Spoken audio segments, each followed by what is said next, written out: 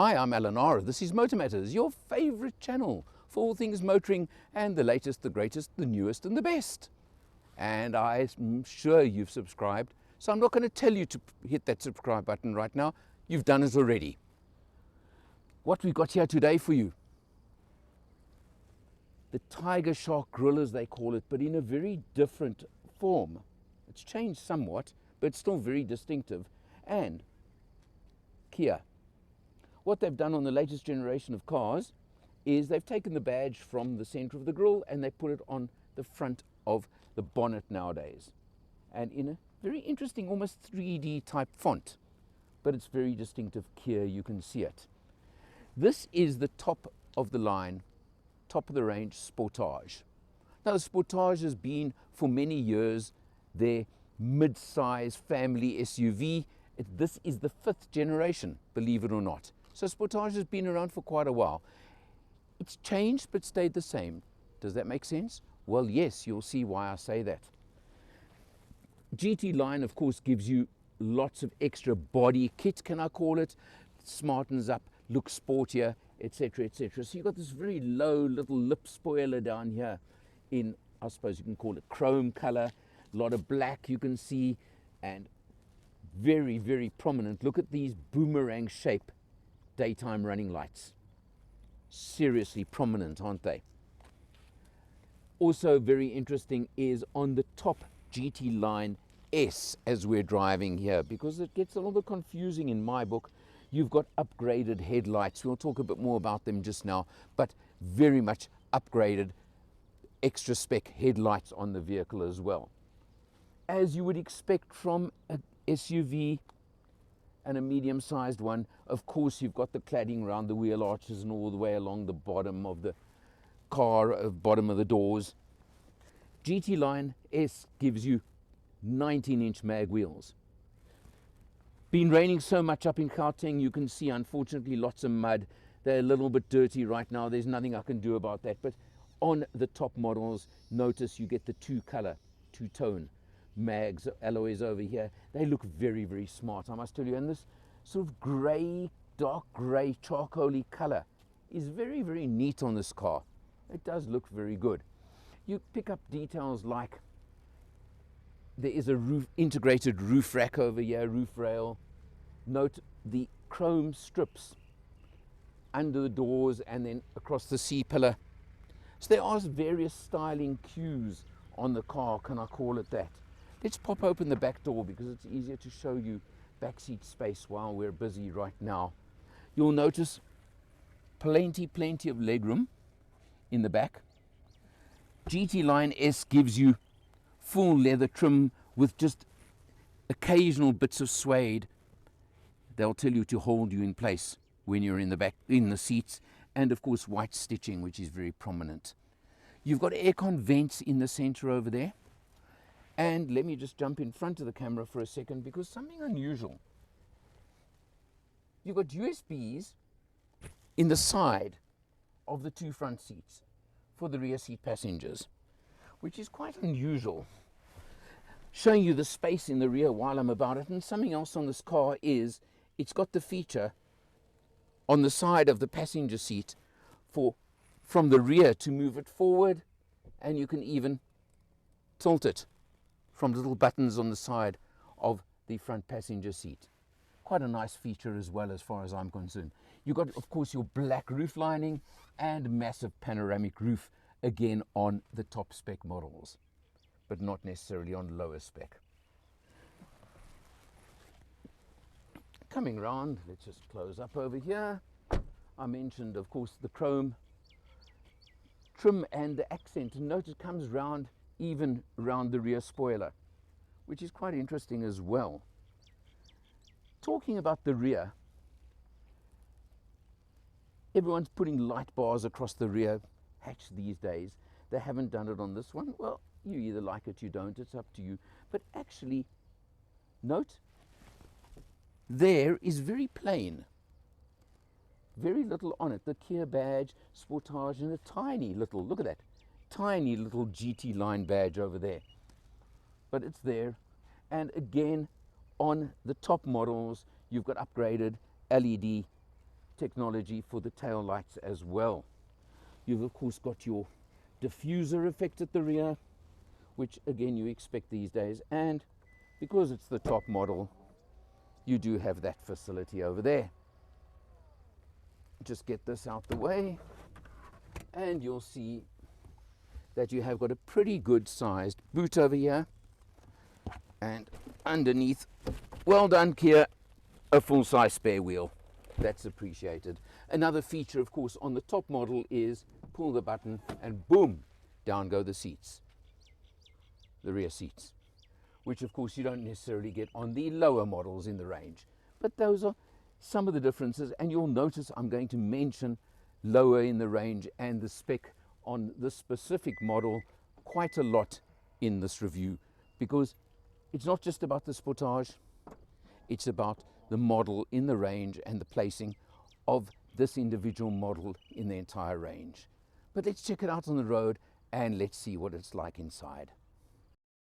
We're on the road at the moment in the Hartbeespoort area because we've come on our favorite little drive out to Harties and done our fruit and veg shopping while we're about it.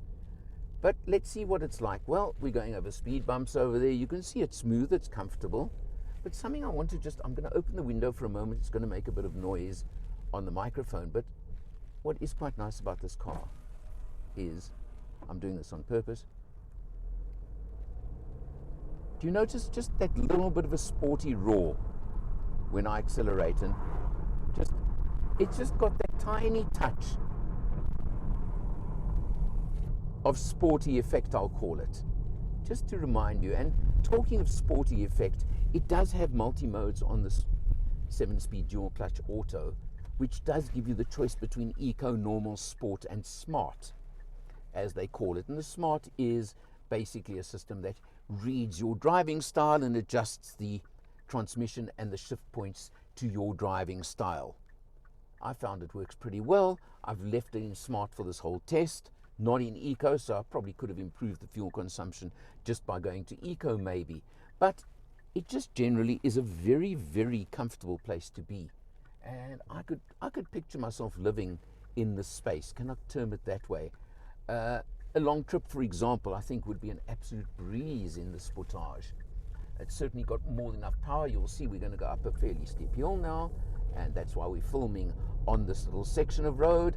It goes into 2 lanes in a moment, and hopefully this gentleman in front will give me the opportunity to overtake him, that I can actually show you what the acceleration and overtaking ability of the car is as well, because those are the things you really want to know, aren't they? That's what you want to find out about a car, that if you're now on a holiday trip with the family and you want to overtake, has it got enough oomph under your right foot to do it nicely, smoothly and easily? And he has moved over. So let's go. Yep, it shifts down a gear and boom, there goes the turbo, and I think you can see the effect I'm giving you as it accelerates really well up what is a pretty steep incline, but all along doing it very, very smoothly. I didn't mention to you earlier that it's got auto wipers. Obviously you've got auto headlights. The headlights are upgraded, so you've got auto dim and high beam and features like that as well that are really, really important in my book and very useful. But it's just a really comfortable cruiser.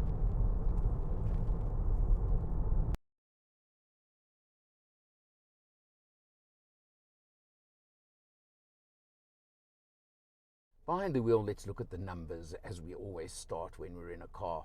And you can see we've done 380 kilometers on this test so far, averaging 8.1 liters per 100. Now that's not exceptional, that's not great, but you know what? I think owners can expect a figure like this, so let's be happy with that. You notice, of course, on the top model you've got the full TFT screen, which will give you adjustment as you want, and you can scroll, you can do whatever you like. You know what these things are like, I don't have to tell you, and you can get every bit of information you possibly want on the front screen over there for you and adjust it as you want. Come down to the steering wheel over here. Of course, these are important features now, and this is, of course, limited to GT Line S, because you get LX, EX, and then 3 GT Line models. It's a bit confusing to me, quite honestly, but anyway. But now, what you get on GT Line S is, of course, adaptive cruise control, which, yes, is very nice, and you want that, don't you?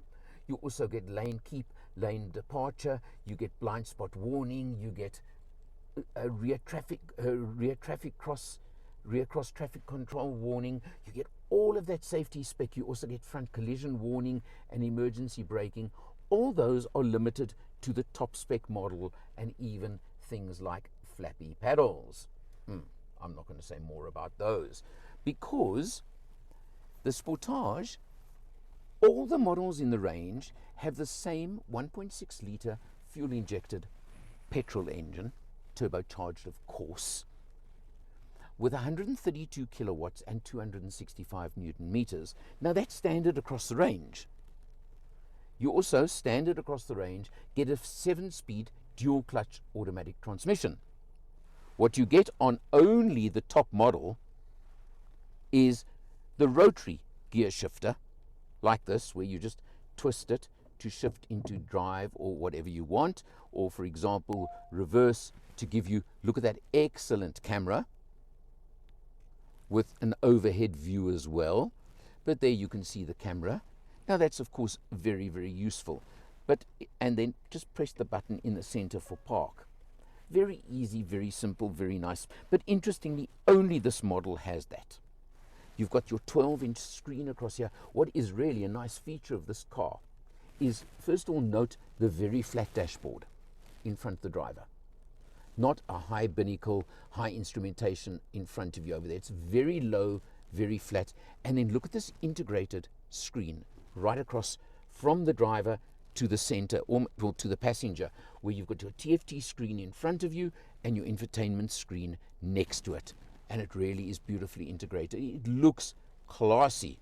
Very interesting. Just over here, there's a button there you can press, because if you don't want to just keep going, I often complain about that you can only operate certain functions on the screen itself. Well, notice, if you go there, you get that. You can now have your choice of home, etc. Or for example, if you want to fiddle with your aircon system, you don't have to go there, you can actually do it over there.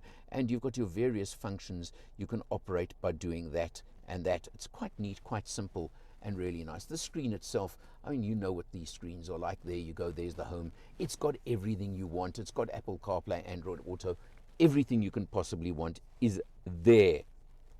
You come down, you've got this also very interesting metal finish over here. I'm trying to think of a word to describe it, but I think you know what I mean. It looks interesting and classy. You come down over here, you've got your wireless charging pad over here, and you've got USB and USB-C right next to each other, and of course a 12 volt there as well. All neat there, and you can close it up if you want. Neat as well. Over here now, this again depends on which model you choose, but notice heated steering wheel, heated front seats, and ventilated front seats as well. So you've got that as well, which again is nice to have. I do have a picky point, a major one. The drinks holder or cup holders. There's nothing in the doors for a bottle, so the Mrs. water bottle over here goes in there. First of all, I found it in my way, and secondly, oopsie, it doesn't seem to adjust in a way. You can swing it round, but you can't make it smaller to hold her water bottle, which I think is a bit of a pity indeed. But anyway, that's the way it is. And you've got a smallish little console over there. You've got auto hold, you've got hill descent control, you've got all those sort of features that you would expect. Now, also on GT Line S, you get features like electric adjustment for driver and front passenger, and you do get also 2 memories for the driver's seat. So those are nice features to have and useful. Overall, of course, the Sportage, as I said, 5th generation, been around for a long time. This certainly is a nice, spacious family SUV. And interesting features like that adjustment for the driver, for the front passenger seat to move from behind, and also that interesting placement of USBs in the seats. So there are a couple of more unusual features. Can I call them that? I think that would cover that quite nicely. The ride is good. The 7-year warranty that Kia give you, and a 6-year 90,000 kilometer service plan. Those are all really nice features. But the thing and the conundrum I'm coming with on this particular test car is one and one only. Across the range, same engine, same gearbox, same body, maybe smaller wheels. That's about the only real big difference. But when it comes to price, now I struggle to put a value on safety equipment and safety spec, and this one has everything you could want when it comes to safety. But you can get the absolute base version of the Sportage for 555,000 Rand right now. As we're sitting in this one right now, the GT Line S, 750,000 Rand. You're talking 195,000 Rand difference for spec. And that is where I'm a little bit confused by the range and the pricing. And I'm thinking to myself, there are 3 models in between. I think there could be a happy point somewhere in the middle where I would be more comfortable than spending 750,000 to get the extra spec that I want on the car. But it's always up to you. There's certainly, the Sportage has such a good reputation. It's been around for long enough to be so well known and to be so revered in the market that, believe me, there are buyers for it. And the GT Line does give the extra looks as well as the extra spec. As always, there are so many other alternatives from every other manufacturer. You know them, you know what they are, and it's up to you to go look at them. At the end of the day, it's your money, your bank manager. You can decide. But they certainly are providing a very, very wide range of choice because of that 200,000 Rand price range. It's really up to you, but it's a good car to drive. For Motor Matters, I'm Eleanor. I'll see you next time.